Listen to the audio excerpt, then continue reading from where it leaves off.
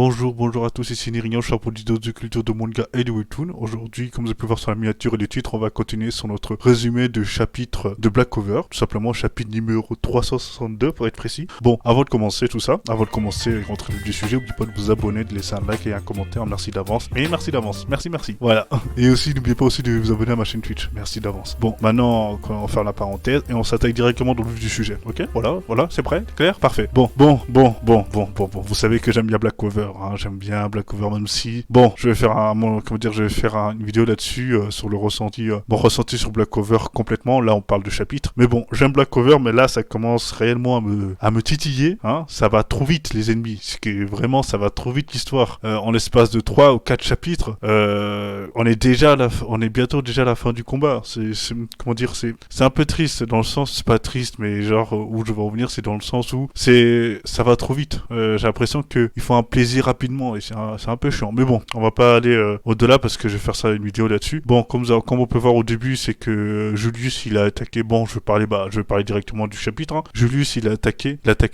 Clover. Donc tous les capitaines, tous les chevaliers mages, ils se battent pour protéger Clover et contre Julius et ses sbires tout simplement. Et donc il y a Yuno qui reproduit en première ligne et Yuno nous fait une Naruto en fait. Concrètement, hein, sincèrement, c'est du Naruto tout copié, hein, littéralement. Même les sorts, c'est du coup tout copié. Je vais parler de ça par rapport à Black Cover d'ailleurs sur l'épisode vidéo que je vais faire. Parce que là, littéralement, en fait, il attaque, il a tué, il a battu, ouais, il a carrément tué Julius. Et genre, sauf que lui, Julius, il avait plusieurs clones, hein, Madara. Bref, il a tué Julius et juste après ça, il soigne en même temps ses alliés. Ça veut dire qu'il tue Julius et il soigne ses alliés. Bah, Naruto style avec le chakra de Kyuubi. Enfin bref, donc là, c'est vraiment littéralement la scène. Je voyais la quatrième grande guerre ninja, moi personnellement. Mais bon, on va pas chipoter là-dessus. Je vais réserver ça pour la vidéo. Mais donc, pour faire très clair, ils se battaient. Donc là, en fait, ça vient à un moment. Les chapitres viennent à un moment précis, un climax. Ouais, c'est ça qu'on me dit.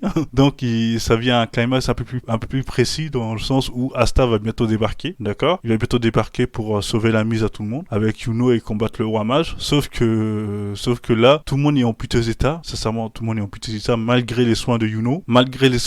Tout le monde est en piteux état et tout le monde est démoralisé. Bon, il y a un mec c'est plutôt la fille qui est de l'aube dorée là, une amie de Yuno là, et elle fait une sorte de speech à la Naruto pour motiver tout le monde. Tout simplement, elle motive tout le monde et tout le monde est prêt à se battre et tout simplement tout le monde est prêt à se battre grâce à, elle précise que Yuno, elle dit à tout le monde que Yuno il vous soigne tout en attaquant. Il y a un moyen de gagner, allez-y et combattez tout simplement. Voilà le petit speech et du coup tout le monde d'un coup ils sont prêts à se battre. Voilà, ils sont prêts à se battre et se donner corps et âme pour le pays. Et voilà, ok, c'est intéressant là-dessus, c'est intéressant, hein, petit speech de révolution là, c'est intéressant et ils y vont. Bon, le truc c'est que vers la fin on voit en fait un autre sbire maintenant qui est venu, un autre sbire qui est plutôt assez puissant qui est venu pour aider Julius, un des sbires de Julius qui est venu. Donc ce sbire là en plus, hein, on le connaît très bien, c'est le sbire de la justice qui a été corrompu. C'était le premier sbire à avoir compris que Julius était quelqu'un de mauvais en fait. Du coup voilà, et là Julius va commencer le sbire en question de la justice,